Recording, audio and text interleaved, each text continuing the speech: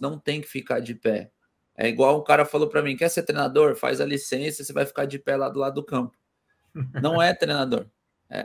O treinador tem que ter autonomia ali e falar, pessoal, calma, segura. Eu tô aqui, deixa que eu tomo conta, as ações são minhas, senão fica muita gente falando, parece que é desorganizado. E outra coisa, o Zubeldia não tem que pôr a mão no cara. Vai abraçar, vai separar. Já entrou em campo contra o Goiás e foi suspenso. É o terceiro jogo que ele tenta ali segurar o cara. Cara, não é. Zubeldia não é airbag, não tem que segurar. Deixa o jogador passar para o lado, solta a bola, não pega, organiza. Porque, tipo, querendo ou não, ele segura o cara, e a imagem é nítida, não tem como brigar com a imagem. Assim, dando o benefício da dúvida, cara, eu acho o Rafa experiente, 30 anos de curso, 70 milhões de títulos, várias decisões. O Rafa não teria que estar ali, não teria que ter feito o que ele fez, ponto. Mas ele só faz o que ele faz porque o Zubeldia inicia uma argumentação com o Marçal desnecessária. E aí o Rafa vai ali talvez defender seu treinador. É alguma coisa que dá para ver. Cara, não põe a mão no cara, não segura, não é airbag, não é nada, deixa o cara passar. Então são várias coisas que aconteceram que dá para ser diferente, que dá para mudar. É planejamento, é estratégia, formação tática e também o erro técnico dos nossos principais jogadores. É bem interessante. Vou entrar aqui. Nós estamos vendo os primeiros lances, o gol do Botafogo, um erro clamoroso do Luiz Gustavo, quase o segundo gol do Botafogo com o Igor, um erro clamoroso do Rafinha. Tem uma situação, né, que vocês que jogaram sabem muito bem, que acho que é uma coisa atual, que eu acho bem discutível, que é atribuir muitas vezes mais ao treinador do que ao jogador vitórias, conquistas, etc. Né? A gente tem essa tendência hoje. Não era sempre assim, não foi sempre assim. Mesmo na época de Tele, Muricy, não foi sempre assim. Agora, se você olhar aqui o que está acontecendo no campo e lá, para mim, ontem, as falhas dos principais jogadores do São Paulo no jogo decisivo foram muito relevantes. Não foram pouco relevantes. Foram muito relevantes. De quem está jogando, de quem está decidindo, de quem está optando. Então, quando eu estou com 15 minutos e erro uma matada e caio sentado e sai o gol, a responsabilidade é minha. Quando eu cruzo uma bola na saída da defesa, a gente falou tanto de cruzar a bola, né? Cruza a bola e quase saiu o segundo gol, porque não saiu o segundo gol, porque o cara errou por 1 milímetro. Erro do Rafinha clamoroso. Quando eu pego a bola, pênalti, 60 mil pessoas chutam a bola para fora, o erro é meu. Então, eu achei interessante os jogadores principais, hoje o Rafinha também postou, tomarem um pouco à frente do que aconteceu. Porque até agora, o trabalho do Zubeldia foi reforçar esses jogadores. A gente vai entrar num tema daqui para frente, do que será daqui para frente. A questão das lideranças, de reformulação ou não e tal. Mas ontem, eu estou pegando o cheiro da enquete aqui. O Lucas e o Caleri estão ganhando em responsabilidade em relação ao técnico. Isso é muito raro. É porque o jogo ontem escancarou erros de jogadores que são ídolos da torcida, né? Então tem esse componente que eu acho que até então eu não tinha visto um jogo assim com tanto erro de principal jogador. E depois a gente vai fazer um que a gente não citou até agora em nenhum momento. Nem para erro, nem para gol, o Luciano, que era o nosso vilão, não nós três aqui, vilão da galera, e que é um jogador que erra menos do que esses, que é mais preparado para esse tipo de jogo, do jeito dele, e que é mais fácil de ir para o banco. É o único que aceita fácil o banco. Esse aceita fácil o banco, todas as vezes, né? Mas a gente vai falar daqui a pouco também do Luciano. Vou chamar a primeira pingada no jogador misterioso que tem a ver com Libertadores. É a primeira dica. Vamos lá. Cadê o homem? Aí, parece aquelas... Eu sinto lá, I want you, né? Quando era o recrutamento militar nos Estados Unidos, o cara pedia para você se alistar. I want you. O tio Sam, né? Tio Sam, exatamente. Não tem uma pegada tio Sam? É difícil aí, porque o cara não está com uniforme de treino, né? Mas vamos lá, dificultar para vocês.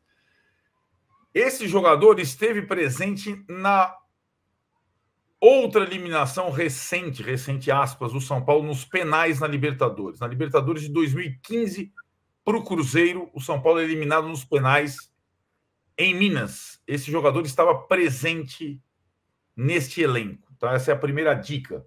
2015, olha, meteu o dedo I want you. Daqui a pouco a gente vai ver se alguém... Aqui, ó, peraí, ó.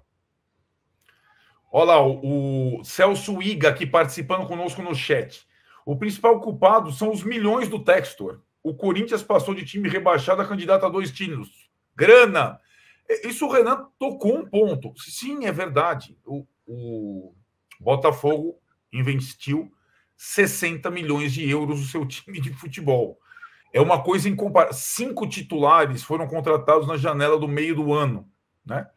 Um reserva, o Matheus Martins, que fez o gol da classificação de pênalti, custou sei lá quantos milhões de euros. Reserva do time. Isso tudo é verdade, mas também é verdade que o São Paulo teve uma fagulha da classificação mesmo com esse contexto todo, né? Aliás, tem uma coisa interessante também envolvendo... E esse é um exercício para mim, companheiros, que é a missão jornalística, né? É quando eu comecei a entender que eu conseguiria ser jornalista mesmo torcendo para um time. É prestar a mesma atenção no time adversário. E eu tenho essa fobia, mesmo estando no estádio, mesmo estando na arquibancada. E aí, para quem do lado do Botafogo, para quem estava vendo o Botafogo, para mim ficou muito claro.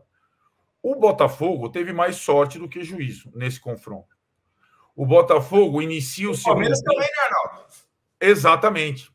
Mas acho que talvez mais ontem, Renan, porque contra o Palmeiras, acho que teve assim, 3-0 no agregado, vou trocar aqui, deu aquela acomodada.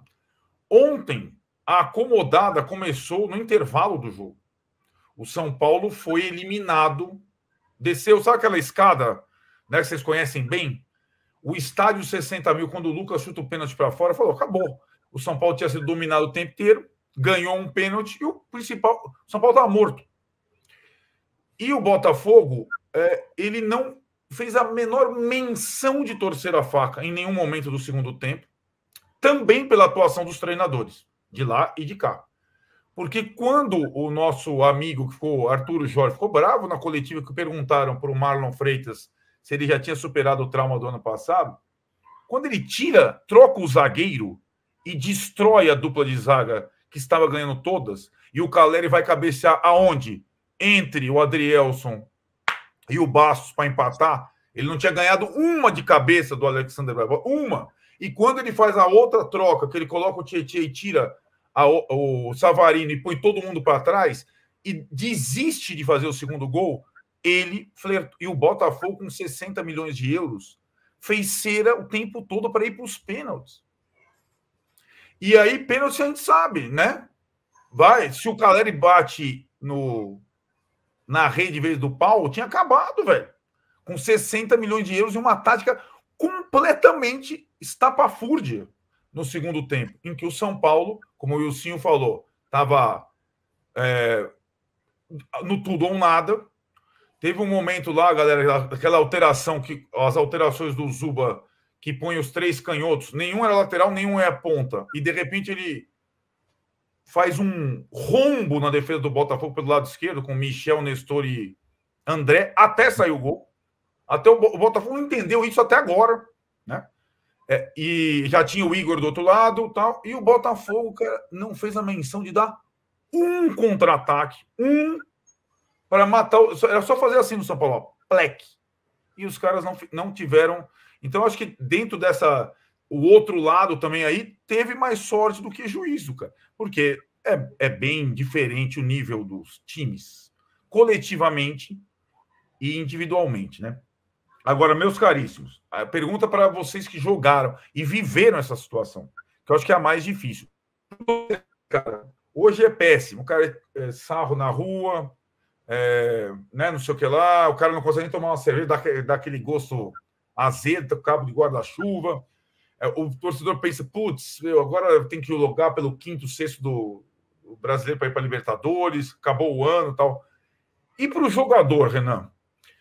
o São Paulo talvez seja o clube, talvez não, posso falar, é o clube que mais vive a Libertadores no Brasil. O São Paulino é e o São Paulo é. Normalmente, a eliminação de uma Libertadores é sucedida de um clima de velório, né? Salvo raríssimas exceções. Como o jogador fica para o resto que vem por aí, para jogar por uma classificação pelo Brasileiro? Qual é a motivação, levando isso em consideração que muitos desses jogadores experientes do São Paulo vieram para o São Paulo para jogar Libertadores, né? Como é que você acha que pro jogador é daqui para frente até dezembro? Arnaldo, no São Paulo eu vivi uma eliminação de Libertadores em 2004, na semifinal para o Once Caldas, lá em Manizales, né? E ficou um... Não gosto de usar essa palavra, não estou achando um termo... Ficou um luto, vamos dizer assim, entre aspas, por um tempo muito longo. E a gente foi muito mal no Brasileiro, logo após a eliminação. A gente foi mal no Brasileiro, tanto que o Cuca, que era o nosso treinador na época, ele foi demitido logo depois. Pouco tempo depois, poucas rodadas no Brasileiro depois, ele foi demitido. Lembrando que a Libertadores naquela época era até o meio do ano só, né? Certo. Então ainda a gente estava no começo da primeira parte ali do Campeonato Brasileiro, né? O nosso luto demorou muito tempo. A gente, contra o Once Caldas, um time sem tradição nenhuma, a gente, sabe, aquela certeza de que estaríamos na final, não aconteceu. Então o luto demorou muito e a gente se perdeu. Não é fácil, Arnaldo, sinceramente não é fácil. Foi aquela época que até o Rogério e o Luiz Fabiano foram hostilizados pela torcida. E foram os mais cobrados, né? O Luiz e o Rogério, né? Eles foram os mais cobrados nessa eliminação. Mas o Luiz já tinha saída garantida, o Luiz já ia para o Porto já, né? Na verdade, ficou mais na conta do patrão essa daí, viu? Porque o Luiz saiu logo depois, né? Ficou mais na conta do Rogério essa daí mesmo. Trazendo para o grupo atual, o complicado é que tem um clássico daqui 2 dias, daqui 3 dias tem um clássico, e que não vai ser em casa. Exato. Parando para pensar, eu não sei não se não foi melhor, viu, cara? Você mandar o jogo lá para Brasília, você sai um pouco do ambiente ali, faz uma viagem logo em seguida, quem sabe tenha sido bom. Mas, assim, Arnaldo, principalmente esses jogadores que eles mesmos assumem parcela da culpa. O Caleri, no caso, não é nem parcela, ele assume toda a responsabilidade da eliminação, e a gente sabe o quanto que ele sofre, o quanto que ele é dedicado, o quanto que ele vive aquilo ali, né? O quanto que ele... A palavra é essa, o quanto que ele vive o São Paulo, que ele vive o trabalho dele, né? Jogar machucado, o quanto que ele sofre pelo clube. Então, não é tão simples não, cara. Essa derrota, ela de ser digerida, demora um pouquinho. Espero que seja o mais rápido possível, principalmente para outros jogadores, porque, nós temos um clássico domingo, um clássico importante, que vale muita coisa para nós e contra um rival. Isso, para mim, faz muita diferença, cara. Ninguém tem nada de ver com a vida deles lá. Não é bem assim, cara. Clássico é um campeonato à parte. Para mim, sempre foi. Sempre que eu joguei um clássico, eu não queria saber se o adversário estava acima, estava abaixo. Clássico para mim era diferente. E eu vejo dessa forma ainda. Como torcedor, eu vejo dessa forma ainda. Como torcedor, analisando outra história, mas como torcedor eu vejo dessa forma. E dentro do clube eu vivia isso. Então é um jogo importantíssimo. Importantíssimo. E que, por incrível que pareça, o futebol me desmentindo mais uma vez, quem diria que um jogo com o São Paulo contra o Corinthians, o São Paulo como mandante, há pouco tempo atrás, falariam, o Corinthians tem grande chance de ganhar de São Paulo, hein, Arnaldo? Então, essa é uma questão para o final de semana. Eu quero ouvir o Wilsinho sobre o day after de um jogador numa eliminação dessa, né?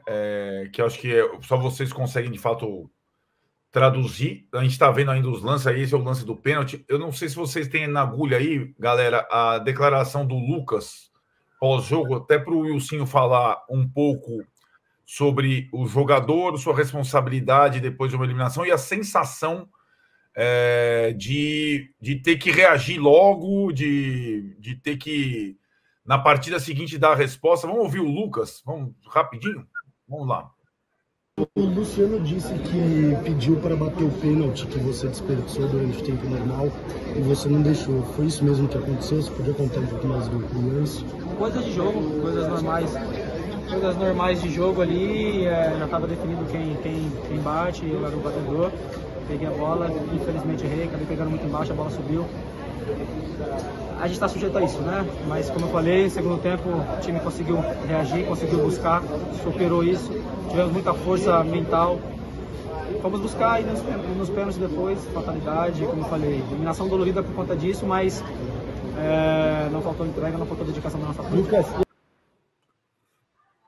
Ele fala, né, especificamente sobre a questão do pênalti. Na verdade, quem acompanha o São Paulo esse ano o São Paulo tem um primeiro batedor, desde o Carpini, que é o Lucas.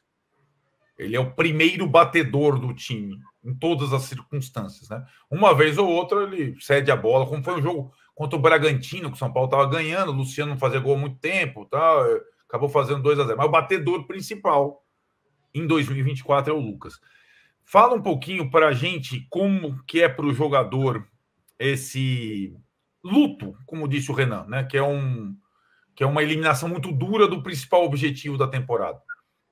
Eu acho que é bem frustrante, Arnaldo. É o dia seguinte onde eles se encontram no CT, um olha para o outro e fala, cara, o que aconteceu? Onde é que erramos?